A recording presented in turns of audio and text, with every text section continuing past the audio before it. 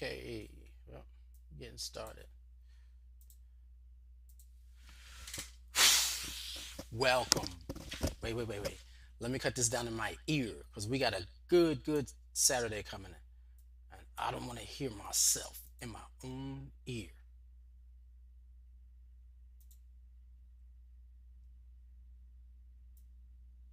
There we go. Okay, welcome. How y'all doing? Welcome to another World of Akibaland Roots and Culture African History class. Welcome to another Roots and Culture African History class. Let me get comfortable. Okay? Uh Again, we are ending African History or Black History Month, right? And so for us, Black history and African history coincides because one blends into the other. We don't stop the continuity of who we are as a people. So I'm hoping y'all are enjoying your experience of Black History slash African History Month, which is a government granted opportunity. But for us, we start on January 1st and go to December 31st. So it's a lifestyle. African history and African spirituality and then black history and then black spirituality, however you want to, whatever diagram or tag you want to give it, it's a lifestyle. We eat, sleep, think, and worship from an African perspective. Wow. That's a whole different level of thinking. That's a level of consciousness, right? And so that's what African history grants us. African spirituality grants us. African history and Black history grants us that a certain level of consciousness because it's where we develop our identity. Now, again, I welcome you here. I am Ajay the African, your host, and I am just a mere, which is the I am the is the strongest two most strongest letters or words in the dictionary. It is the Moses code. It after those two letters, when you say I am, you enter into the realm of the creator or the creator in you as well, right? And so I am a Jade African, right? And I added the African at the end of my last name as a title. My title don't go before my name and go came after the name, right? I am the African, uh, and so are you. When you make a decision that you're going to eat, sleep, think, and worship through everything, making who you are a lifestyle, which is a beautiful experience. All right, my name, my full name, Ajay Akono Tehimba Nagwe, messenger from God or prophet. My middle name it means Akono. It is my turn, last name, to stand as a nation because God is with us. Stand as a nation because God is with us. Gives me my full meaning, my full understanding of who I am and where I come from and what I'm called to do. It gives us something that we're called to do. And so African study and African history is that part of locating your identity so that you can get to that point of, if you were born and raised with an African name, what would it be? Right. So here in that space, I'm always here to say we're working on the rise of the African, the rise of us as a people all across the globe. So this is a social Pan-African movement, social media Pan-African movement where we're seeking to experience our Garvey experience, right? Where that Pan-African 3 million under one umbrella as we move forward. Black youth, black young adults, black adolescents, black parents, black families, right? We had a scenario, we had the elders in the community come through as they continue to seek to build with the new generation and continue to bless us with wisdom. And so we're in that space of the African rise of the African and bringing black people together. Let you know that we have quite a few programs that we would like for you to support, which is Sunday. We have Akibaland Inspirational Sundays. It starts at noon. The African Speaks, that's that thinker from the African Speaks. That's Tuesday night at 7. And we have After Stream when we did that a scenario on After Stream with the giving what's happening in the Ukraine a perspective, a Pan African perspective, a way to look at certain things. Um, And then, of course, we have African history class that starts at 1. I'm a little late. And then we start have the African spirituality class that comes after this. And we got a busy day today. Uh, as we continue, I want to say that this day could not be uh, completed without the use of the People's Library.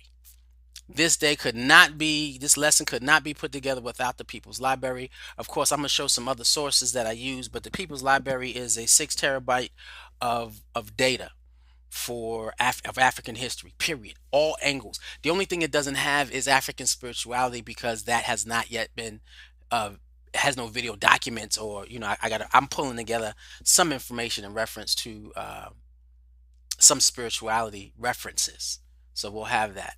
Um, However, as I started looking up Egypt and everything Egypt, because wow, it was just tons and tons of resources inside this database, video after video, paper written after paper written, PDF after PDF, document after document, artifact after artifact. This was an extreme resource for today. And so when we're taking a look at civilization, um, we're going to take a look back and make sure that, just to play catch up. Well, you know what? We're going to skip because I have a lot to do. So in that process of uh, researching, we said now we're entering into the life of ancient Egypt. All right. So if you've been here, we've talked about uh, culture and the different meanings of culture. We talked about civilization and the different meanings, or the magnitude of what an advanced civilization looks like. We talked about how God blessed African people with the Nile, right? We've been through the whole thing. And we sat down and said, as we take a look at African history, we said that we're looking at it from a position, Afrocentric position, not a Eurocentric, but an Afrocentric position, what puts us at the Africa at the center of the world. And we said an education from an African perspective, right? Which I call Afrocation. I just put them together, right? An education from an African perspective affords us the ability to operate in a society of systematic oppression. It gives us clarity of where we are and why we are where we are. And it helps to develop the desire and the focus and the commitment to working toward self-determination. Definitely working towards self-determination. So we went through a litany of things, and we started with the kingdom of Kush, and we talked about Kush being the first major civilization that the world was able to see, right? We said everything that Egypt is to the world came out of Kush. We said that Africa was the cradle of civilization, right? Where life began and started. God blessed the Africans with the Nile River and the gifts of the Nile, and the agriculture and the communal living. That's key. We cannot forget the communal living. We lived together as a group, as a people, as one. Deeply, deeply, deeply, deeply important, because capitalistic living is how you get Russia attacking the Ukraine. That's capitalism and communism, all rolled up into one, right? Communalism, yeah, it's a whole different experience. And so even if it's funny how well, we're not going to talk about Putin right now because that'll be a conversation. So see us on the Afro stream, and we'll have those discussions in terms of Afro stream.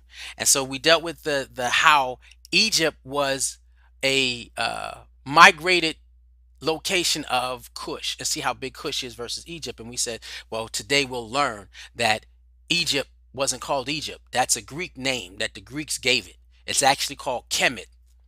And then the influence of Kemet. But before we got into that and we started discussing the fact that we're going to get into the life of Egypt, why? Because they glorify this so much. They wanted to mm, they wanted to they couldn't hide the significance of Egypt, but they couldn't talk about the Egypt from its beginnings where it came from Kush, because then you would know that uh, Africans we're the center of all civilization. Everything comes from us. Everything comes from us. And I can't wait till we get to this video. And I'm looking at my time. This is very, very long. I got two long videos, right? But we want, well, you know what? If we don't get to it, we get to it next week. How's that? And so we did discuss the difference of African spirituality in terms of Egypt, and I found a piece of paper today that broke down the values of the Mayat. Wait till, and I didn't have that, so we'll go back at a time. But however, what we want to do is glamorize Egypt. We want to glamorize Egypt. But before we go into glamorization of Egypt, I did say I had this set up that these are the books along with the people's library. These are the books that I am pulling from when I'm dealing with the beginning of Egypt and the colonization of the continent, the conquering of Egypt, but the influence of Egypt, the influence of Africa. So these are the books you got, and I don't have all of them around me, but yeah, collected. So if you, and I know coming into me, when I wanted to get into African spirituality or African history and started understanding myself, I didn't know where to start. And so, of course, I create this experience for you to start. But I want you to know that I'm not the expert. I am the Malakio. I am. Ajay Okono Tahimba Tulanagwe. I am a J, the African, but I'm also the Malakio. I am the seeker of knowledge, wisdom, and understanding. So I go to grab information that is feasible for that will guide me to me understanding who I am in God and being able to guide you to who you are. To understand who you are in God and what we're called to do. Again, education. We're supposed to one, understand how to operate in this operate condition or systematic oppression, and two, push us toward self-determination, building and creating for ourselves. Why? Because we've done it so many times, so many years ago, and so it's time for us to do it for ourselves. So these are the books that you can grab. You got uh, Amos Wilson's books. You have W.E.B. Du Bois's books, The World in Africa. Um, Grab them if you want to start. Grab them. And so here's a quote from Amos Wilson, used by another person. Amos Wilson teaches us that to manipulate history is to manipulate consciousness. That alone could have been a statement and just ended. To manipulate history is to manipulate consciousness.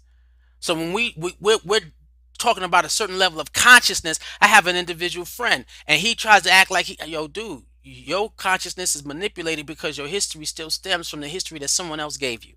You can't find an identity of self if you don't know who you are, right? Then it also, to manipulate a consciousness is to manipulate possibilities, meaning that you don't know what you're capable of, the possibility of your being, if you don't know your history. We're understanding why this is being driven so that you understand why they had to take over the identity of Egypt. So we're going to slow brew this to where we develop a love for what we were able to manifest. And please remember, Egypt is a manifestation of the kingdom of Cush. Everything that Cush was went into Egypt. Everything that Egypt became went out to the world. Cush was existing 200 years before Egypt and was existing after Egypt fell. And then Cush fell. Of course, that became the influence of European invasion. Right? Why? Because they were ready to manipulate the consciousness. We can't tell everybody we built our whole community or whole civilization off of black people. So we got to kill them, destroy them, and take it over so that we can be the center of the world. That's that mindset. To manipulate possibilities is to manipulate power. So now if you don't believe in yourself and who you are and what you're able to accomplish according to your history, if you manipulate in history, they'll keep us dormant. One of the things that we discussed in AfriStream when we dealt with the issue of the current events, where Russia is taking over Ukraine and Ukraine fighting for their independence, and talking about dominance, but manipulation of the possibilities. When you manipulate possibilities, it is a manipulation of power. All European nations are battling for global influence. And we here as Black Americans are still not focused on anything global. We still trying to focus on the neighborhood, on the block. That's why I love my community, because it was the first place that I was able to walk into that talked about a global identity for Black people. And that is the Pan African Orthodox Christian Church. World of Akibaland is the young adult and youth extension of those teachings. And so that was that. So now we want to be able to glamorize uh, the African culture in Egypt as though it belongs to us. And that's the first part of this. I need you not to just teach you history, but I need you to develop the love affair of who we are as a people and what we created, and begin to open up your possibilities again. Open up your opportunity to access power again. And so let's take a look at something created by your ancestors' hand.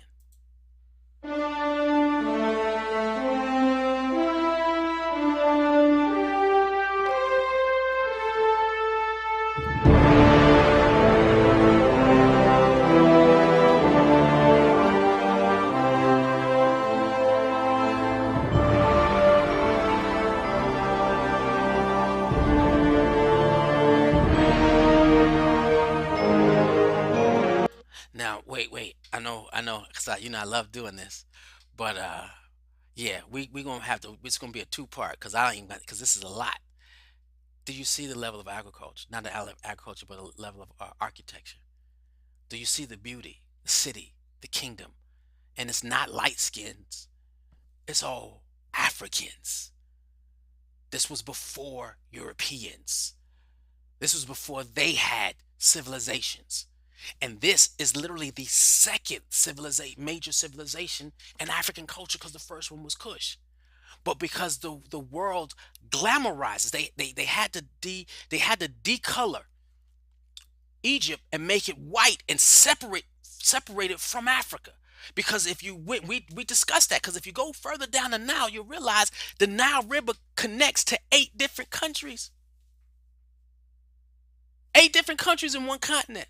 So there were multiple civilizations. It goes from Kemet or Egypt all the way down to Sudan, Ethiopia. It's a stretch. But take a look at the beautiful of that mindset. And then the thing is, with it being the second civilization in Egypt, I mean in Africa, first being Kush, second being Egypt, who did they get it from? They got it from themselves. All wisdom, understanding to create such civilization that influenced the entire planet. They got it from themselves. Let's continue. Just looking at it.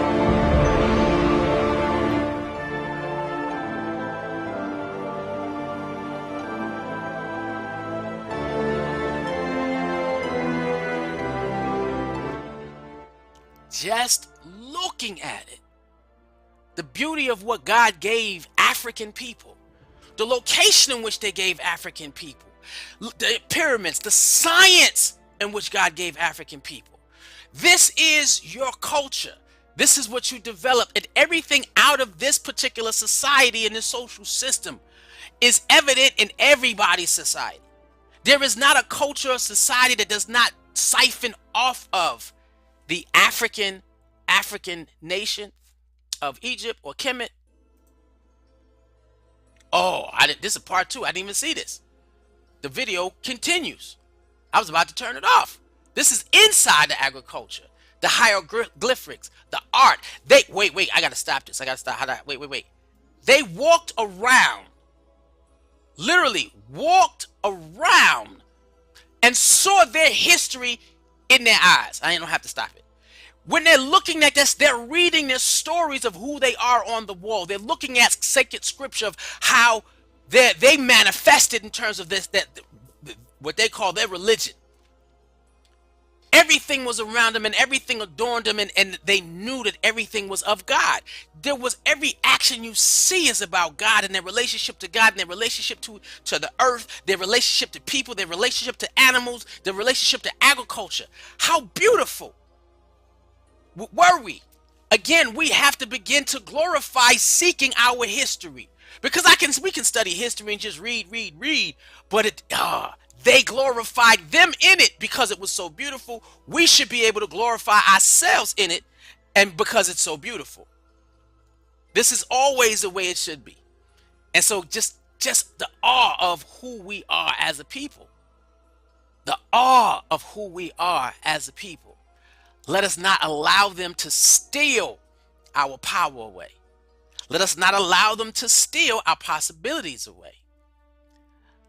Let us not allow them to steal our consciousness away. When we are the first people on the planet, Africa, the cradle of civilization, and we gave everything that God gave us, we shared it to the world, and that's why you can find our culture in everybody's culture. It's a beautiful thing. And now you understand why individuals were jealous of who we are and felt that they needed to conquer it, because their identity didn't match ours. And they wanted to be who we are, not were, who we still are. Sankofa, to go back and retrieve what it is you. That's a 360 degrees, and we're trying to get back to the beginning of self, the Nile River. Look at that stretching across the Nile. Come on. We need to begin to glorify our history and raise it up and see it in a sight of, wow, that is not them, that is me. Now, if that's possible from your ancestors who had less in terms of cell phones, computers, they had math, they had science, engineering, they had astronomy, astrology, they had spirituality. Okay, those were the tools. Their belief of who they are in God, those were their tools. Not, I gotta have more money. Why? Because what God gives you will birth that. And so that's as beautiful as we can get it. Now, there is here we go.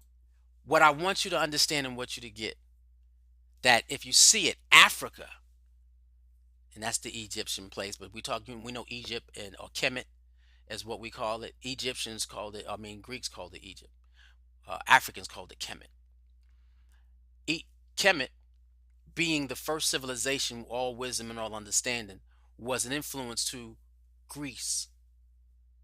And then Greece became an influence to modern society, westernized society. But in Greece writing, the Greeks and the Romans will tell you that they siphoned most of their understanding and wisdom from African civilization. And we say Egypt because they don't want you to talk about Kush, because Kush, man, Egypt is just a location where the people from Kush migrated up to. Okay? And so that was there. Now Egypt, which when you see the Nile River, and we said it bleeds out into the Mesopotamia, over that, they were supplying multiple nations, even Rome and Greece, food, culture, music, science. They was even allowing them to, we're going to get that, allowing them to study. Now this particular video that is, okay, 30 minutes, I'm doing pretty good. This is video that I'm about to play, and we'll chop it up and we'll probably pick it up. I would see Rock Newman. I would see Rock Newman on TV when I, would watch TV, and so now I'm seeing this video, which came from the People's Library. Of course, a lot of the things that we'll be discussing in Egypt came out of the books. Let me get that right here. Came out of the books of this collection. So again, if you want to begin your African library, that's a good place to start, especially if you got younger kids. Grab that Connections Remembered, because it comes with a book and it comes with a study guide and a book, and so parents are able to sit down and go through it. Now it's not as deep and in depth as some of this information coming from the People's Library. However, it gives us a foundation to learn. And so some of these books actually comes out of I got quotes and everything else from the Connections Remembered, coming out of those books, came out of that book. All right, so reading it and then going into those books and looking at those authors and looking at the foundation of who they were will help us understand more. But getting to that, right? But this video that we're about to play came from the People's Library. And if you remember, if I when you I showed you all the 4 to 6 terabytes of data, I sat down and said, and I started listening to this video. And again, I'm not a, I didn't grow up watching videos because I was too busy in them streets. Why? Because the streets had more, it was more glamorized for us to connect to it. And this is why I had to show the video of the greatness of Egypt and Africa because, woo, we did some powerful, powerful stuff when you take their faces out of our history and you put our face in it and realize how much influence we had over the entire world to this day. Wait till you see this video. Let's go. Today on The Rock Newman Show, in part one of Egypt on the Potomac, a journey to your real history and identity. Uncover the truth about ancient Egyptians, a proud Kemetic people whose influence can be seen in every corner of the globe. Historian Tony Browder joins us with new information from his latest excavation. That's coming up right now on The Rock Newman Show. Now, I never thought about watching Rock Newman. I just didn't. Not realizing how influential he was and how connected he was and the people that he had. I just didn't. I'm a whole different being now because Rock Newman. This show drops some information. Welcome to the Rock Newman Show from the campus of historic Howard University, located in the nation's capital. I'm Rock Newman, and it is my desire to inspire you with personal stories of extraordinary achievement. Wow. Cultural memory specialist Tony Browder just returned from Egypt as part of a yearly sojourn to uncover the secrets of the Kemetic Empire. As usual, he's back with more mind-blowing information about the lives of these black ancestors and their links to modern-day life.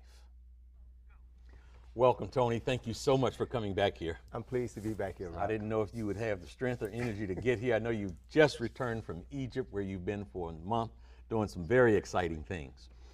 You just returned from Egypt to the Washington, D.C. area, and I want to take a moment, Tony, before we get into your journey to Egypt and for what I've been promoting as what is going to be an enlightening, somewhat mind-blowing interview that we're going to do today. I'm going to take a moment to just say that, you've returned to a city that really is on fire. We're going to skip that part and get to this discussion. Tony, I would like to start. You wrote something, and I'll read this.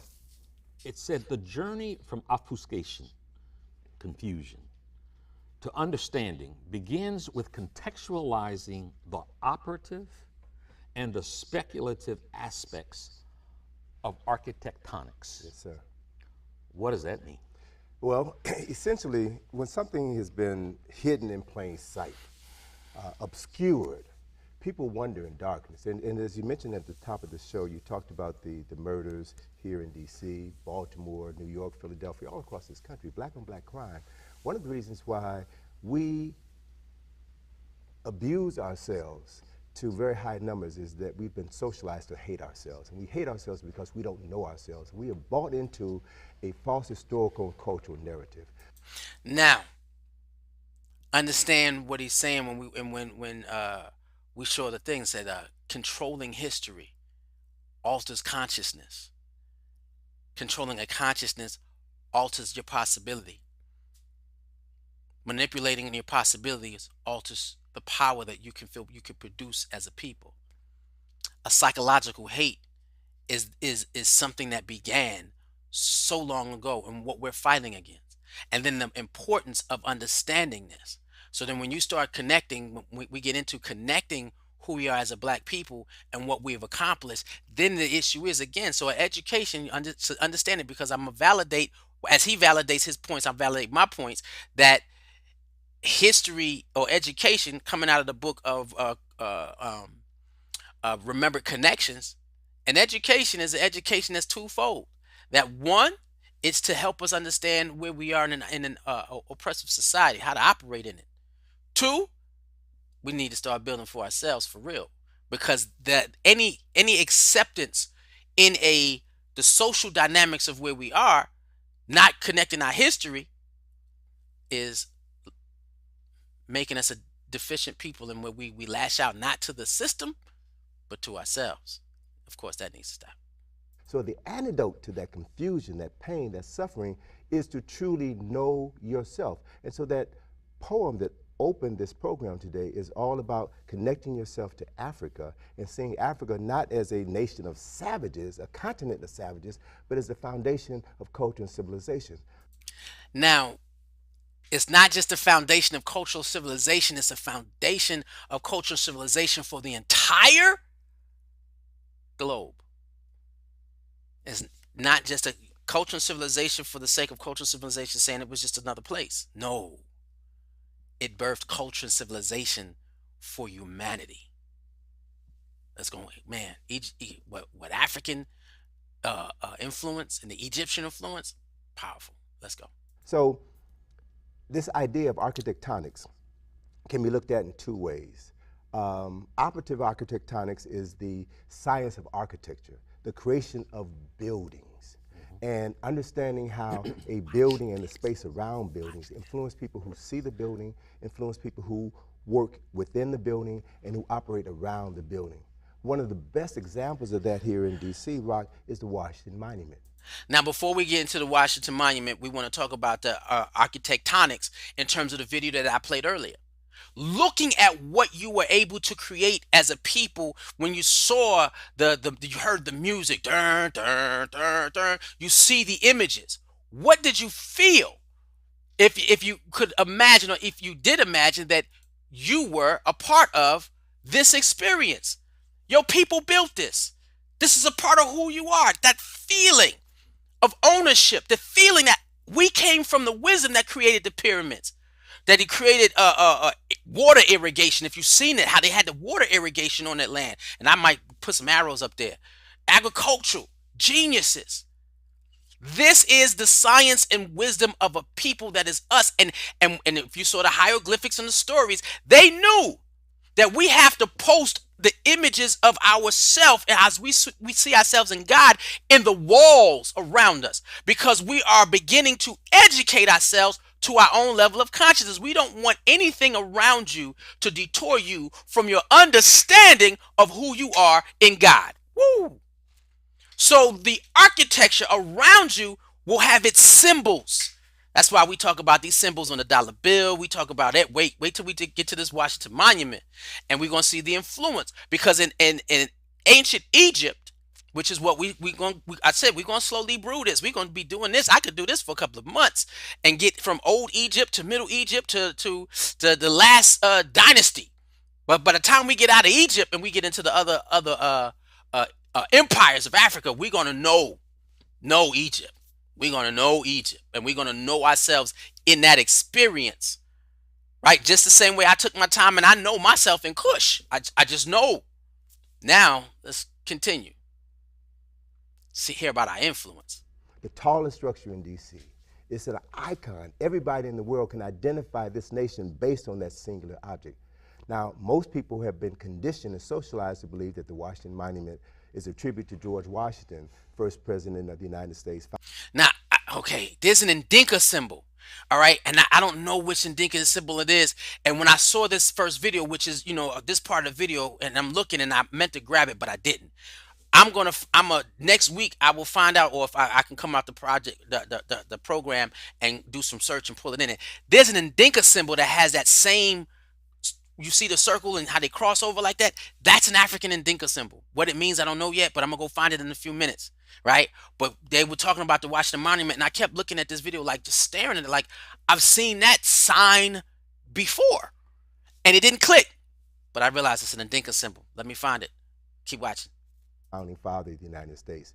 And that is partially true. I say partially true because based on my studies in Africa, specifically Egypt, I know that that structure, which the Greeks call an obelisk, the Washington Monument, is actually a 6,000-year-old African structure that was created in Kemet, or Egypt, that was designed to represent the founding father of ancient Kemet, a man by the name of Asar. And I would tell you and your guests, at the end of this program, I'll be able to prove beyond a shadow of a doubt that when the Washington Monument was created in 1884, it was actually built to honor Asar, first king of Kemet, and not George, first president of the United States. the evidence to prove that is right in front of people's faces, but they don't even know that it's African. You know, Tony, you said later in Now, that's the thing. When they created something, they said, well, look, we're not going to even, we're going to enslave them because we need free labor.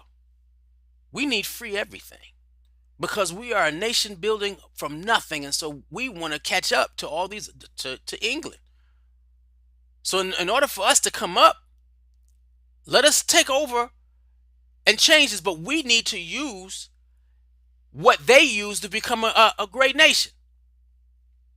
The symbols of what the meaning of those symbols, right? I knew for a long time that that point had a significant, had a Egyptian significance. And then as I grew later in my years, that point of a monument is the symbol of God manifesting himself. That's how they got the design out of the pyramids, because it was supposed to show how God came from nothing into the preservial space that which we know of, how he created God out of before there was nothing, and God said, let there be light. There was nothing but God. And so the pyramid, coming out of a sense of a void, was God creating himself. And so almost every building that is tall, the tallest building in every city has a point to it, because they said also that point pulls energy down into that city. And DC, that's just, of course, that's as high as they built it, but in DC you have no buildings higher than the Washington Monument for a reason. African reason. Let's keep going. Egyptian reason. We're dealing with Egypt. the program. I can't Egyptian wait. Brother, influence. I want you to wait because I want to do a build up. I want to provide the evidence to show what I'm talking about, so then people don't just believe that I'm mouthing off. I want to. Again, I never teach these classes, and it's coming from me. I'm doing research, y'all. Let's do this together.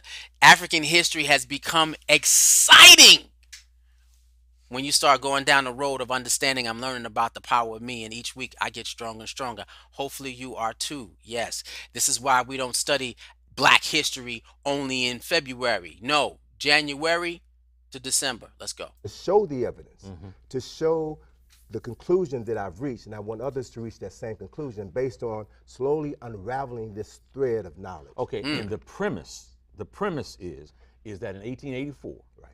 when the Washington Monument was built, Yes. that it initially was built as a monument to Assur. To Assad, to ancient Egypt, Yes. to the traditions of ancient Egypt. So let me connect the dots, all right? Let's look at the speculative aspects of architectonics, and that deals with the science of knowledge, the structure of knowledge, how we know what we know, and how that process has been systematized. So I can give you two examples here in DC that illustrate the philosophical understanding of information and the stories that it tells. Two examples can be found in the Library of Congress, which is the oldest cultural institution in DC and the largest repository of history, culture, and knowledge in the world. The Library of Congress receives over 22,000 items every single week. They have in their collection over 26 million artifacts. Another building that I'll reference is the U.S. Archives. And so by looking at artistic structures within both of those institutions help to connect the dots and reinforce my story. Conclusion that I've reached. I want to do something real quick. That same conclusion based on slowly unraveling this thread of knowledge. There's this library and something I want you to. I want to go back. I want to go back. The evidence to prove that is right in front of where you people's see that? faces, but they don't even know that it's happening. I was looking for the indica symbol, but I'm gonna pay Later attention. in the program, I can't wait. Brother, I want you to wait because I want to do a build up. I want to provide the evidence to show what I'm talking about, so then people don't just believe that I'm mouthing off. I want to show the evidence to show the conclusion that I've reached, and I want others to reach that same conclusion based on slowly unraveling this thread of knowledge. Okay. Now, what I want to also say about that part right there. Anytime you're speaking to somebody who have a sense of consciousness and they look at you, they will always ask to say, prove what you know. Sometimes we're not walking encyclopedias, so it's always difficult. And this is why this particular library that I have, People's Library, is deeply important, because it gives you those references. That's why I also gave you the collection of books in the beginning, because this is not just me, and people are not saying it just to say it. This is where you're getting to the meat of it, where, the stock of who we are has been proven not only by us, but by also white folks. White folks know what they've done and they know what they are doing. And so this is why they walk across the street when you see a mob of black folk, because it's really the power that they know is there. You fear us because of what you've done to us, not because of what we've done to you. Let's continue. And the premise is that in 1884, Right. when the There you Washington go. Monument was built, Yes. that it initially was built as a Honoring. monument to Assur. To Assad, to ancient Egypt, Yes. to the traditions of ancient Egypt. So let me connect the dots, Okay. all right? Let's look at the speculative aspects of architectonics, and that deals with We're the doing this again. science of knowledge, the structure of knowledge, how we know what we know, and how that process has been systematized. So I can give you two examples here in DC that illustrate the philosophical understanding of information and the stories that it tells. Two examples can be found in the Library of Congress, which is the oldest cultural institution in DC and the largest repository of history, culture, and knowledge in the world. The Library of Congress receives over 22,000 items every single week. They have in their collection over 20. That's where I wanted to stop. Right here. In this, and what he was talking about and what he said was the level of influences that America received.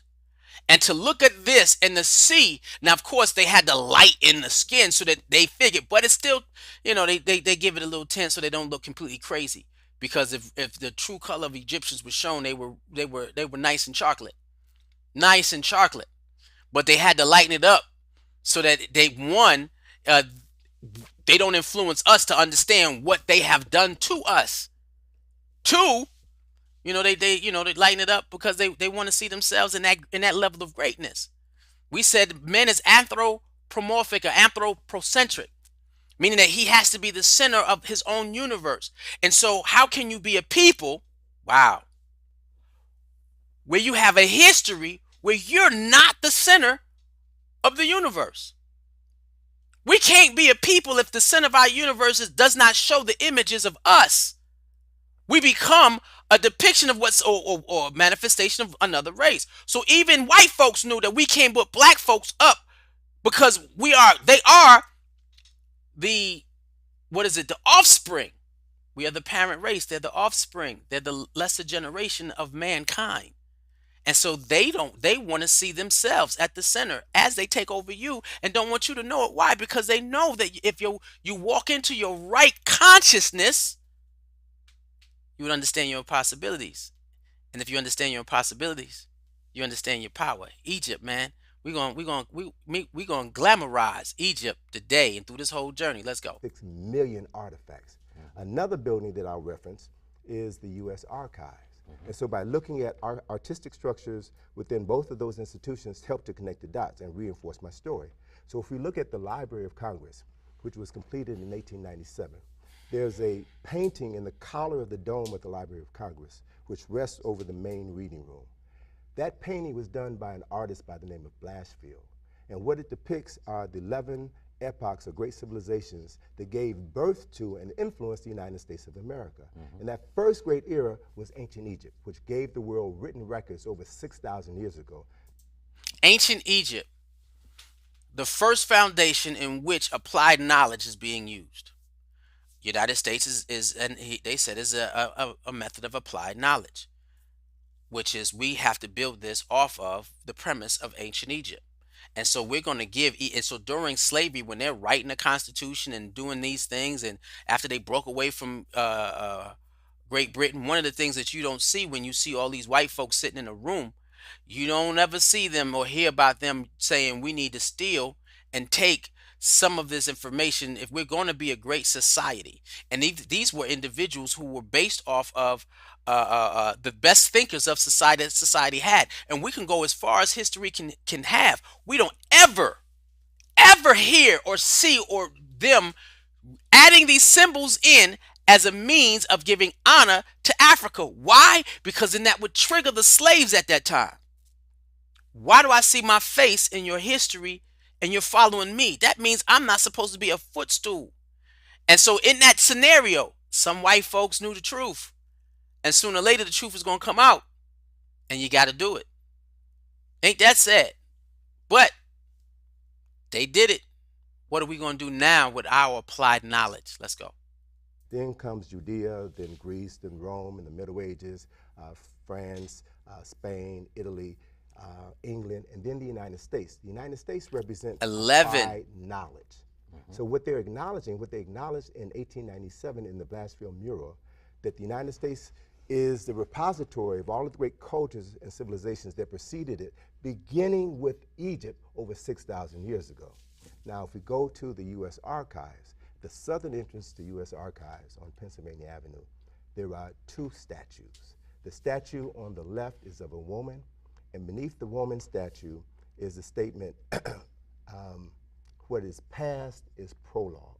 The statue to the right of the entrance is of a man, and beneath him is the inscription, study the past. So if we follow these two examples, What is past is prologue, and the brother's saying study the past. So you're watching a nation who has applied wisdom, applied knowledge, and took the concepts of 11 nations before them to create the foundation in which they would build. This is why the Constitution they feel is so sacred. They said we're gonna go into every civilization before us, and of course they said Egypt was the first civilization, but we knew that Egypt also received their awareness of who they are from Cush. That's why we studied Cush first. But they said we're not going to go as far as Cush, because if we go into Cush and use Cush as a foundation, even though Egypt was pulling from Cush, they said if we do that, when we start sharing the information that we're pulling from Cush, and we're using Cush, how are we going to tell the people that we're enslaving that they are actually higher than we are and created better civilizations than our ancestors could even imagine? Understand the reason why they had to infiltrate and conquer the continent. Let's continue. we understand that there is nothing new in the world except the history you don't know. So we study the past to understand how we got where we are. And if we want to understand where we're going in the future, we understand the very simple premise that what is past is prologue. There's nothing new in the world. All history is a current event. So when you can begin to step back and look at history and see the cycles and the patterns in history and how they repeat themselves, then you can begin to understand how you got where you are. You can begin to love yourself, as Brother Tyel was talking about. And with that love of self, with that knowledge of self, you no longer see yourself as a victim, as someone to hate, but someone to love. Well, history gives you someone to love within yourself. The studying starting, if you start at Egypt, if that's where you're going to start, but we started at Cush, gives you someone to love. And they had to make sure that even though that they were ciphering off of the knowledge and wisdom of our culture, they could not sit down and show the love that they had for us, because that shows the dislove that they have for themselves. And this is why they have to give them that themselves that 4 cents of privilege. But let's go. You know, something for some reason, it's just floating through. I've got to get this out. Okay. I remember sitting on U Street at the Lincoln Theater. It's the first movie I'd ever gone to. Lincoln Theater next to the iconic Ben's Chili Bowl. Yes, sir. My aunt had a jewelry store there. So I came up to visit my aunt and I was able to see my first movie. It was called Tarzan Comes to New York, or goes to New York. Right. When you talk about a false narrative and you talk about speculative architectonics, how does that kind of cultural piece play in hiding the reality of who a people really are? Right. Very simple. Edgar Rice Burroughs was the author of Tarzan novels. Tarzan is a white man who is stranded in the jungle as a child. He grows up to become the king of the jungle. All right. So this idea of white people being the master of their domain, wherever they are, is a false narrative that creates within the minds of white people this false sense of superiority, and in the minds of black people who buy into this false narrative that white people are superior and we are inferior, hence the beginning of this brainwashing that results in us hating ourselves and disrespecting ourselves. So I'm all about destroying the negatives, destroying the negative stereotypes, the narrative. And the destruction of those narratives can always be done through historical research, empirical research, and truth. Can always be done through historical research, empirical research, and truth. Egypt, as we slowly, and again, this is going to be a slow brew because we want to develop the love affair of who we are as a people. The same love, and I have a movie where they showed Egypt, the most recent movie of Egypt, they have it in this all white faces. I think the dude that played Batman was on it. You know, Batman. That's Christopher something, but the last, the recent, most latest. Not. Well, we can forget it because I don't. I try not to remember the white boys' names. However, they were all in this movie. And I'm sitting there saying, even in present day, and this movie came out probably in 2000, 2019, and it was recent. And everybody's white or slightly tinted. But the glory of Egypt was just something beautiful. And so I want to be able to, as we get slowly and slowly into the idea of Egypt, you slowly and slowly and more fall in love with what we created as a people. And that's important because what we're doing is we desensitizing ourselves that we were not great, that we were not powerful, we were not strong, we were not gifted, we were not talented, that we were not God's chosen. We're ridding ourselves as we get into Egypt and start looking at who we are as a people and the culture that we brought and our secret influences. When you look at a dollar and you look at the pyramid, it's a tribute to African culture. In God we trust. That the high of Horus on the top of the pyramid, the all-seeing eye. It is a tribute to the culture in which they said that this country is founded on.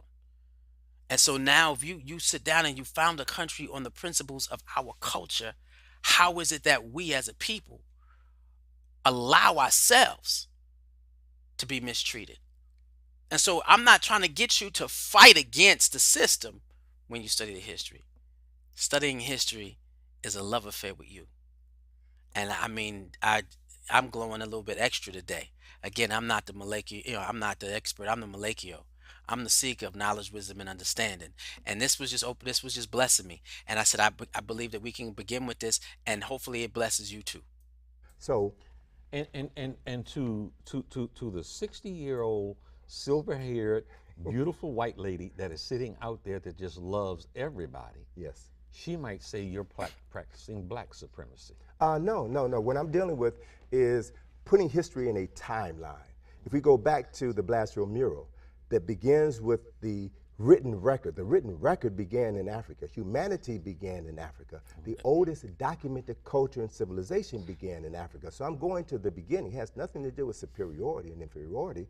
It has everything to do with constructing the narrative in its proper chronological sequence. So that's why timelines are so important. So if we were to look at a timeline of Kemet or ancient Egypt, we see that that civilization began around 3200 BC, and that there were 4 ages of great development, and that around 856 BC, Greece became a nation state, and around 730 Rome became a nation state. So Greece and Rome are the foundation of European history and culture, but African culture and civilization preceded it by over 2,000 years. That has nothing to do with racism. That is a correct historical perspective. And so Greece conquered Egypt in 332.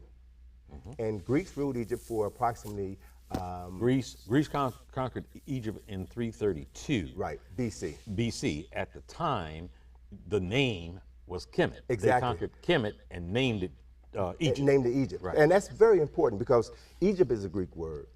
Pyramid is a Greek word. Sphinx is a Greek word.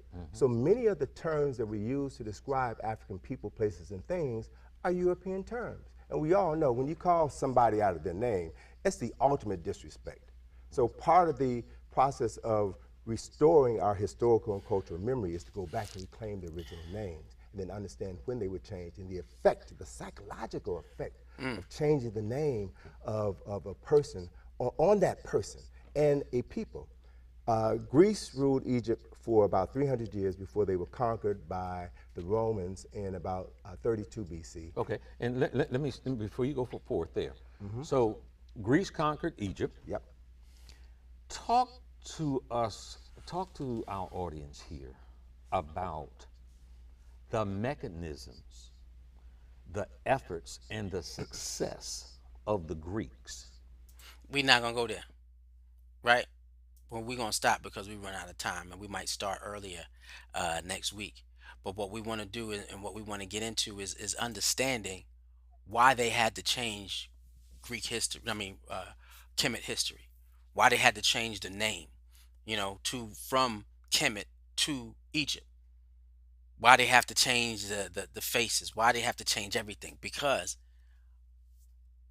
the manipulation of history is the manipulation of consciousness. For years, they knew that we're not smarter than these people.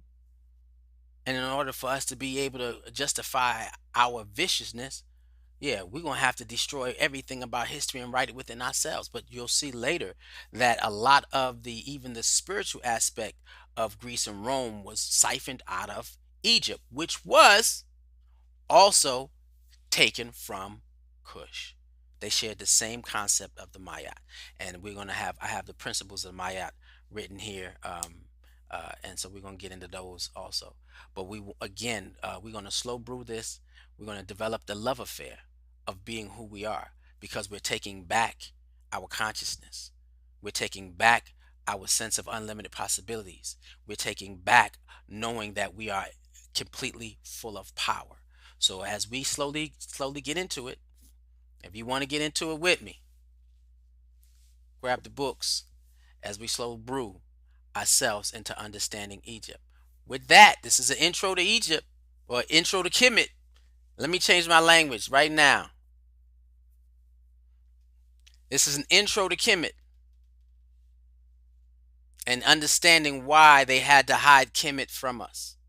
We said at the beginning of starting our African history series that they hid it because they didn't want us to know the influence of African people. Two, they had to hide it even more because then how do you explain Kemet being an extension of Kush or Nubia, Ethiopia that they called it, the whole land, and all of Africa and some of Asia was called Ethiopia, the land of the burnt faces. This is another uh, Greek word.